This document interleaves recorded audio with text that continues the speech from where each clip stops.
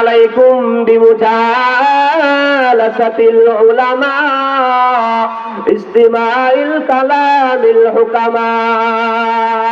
ও দুনিয়ার মানুষ শুনো, তোমরা আলেমদের মজলিসে বসো, আলেমদের মজলিসে বসে তাদের কথাগুলো শোনো।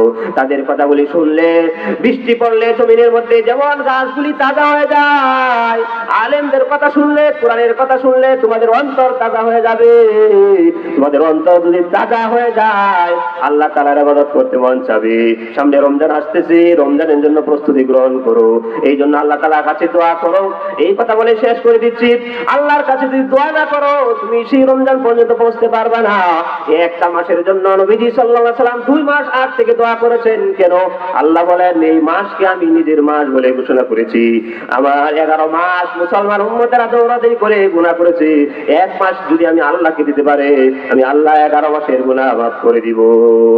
আই খোদায়ে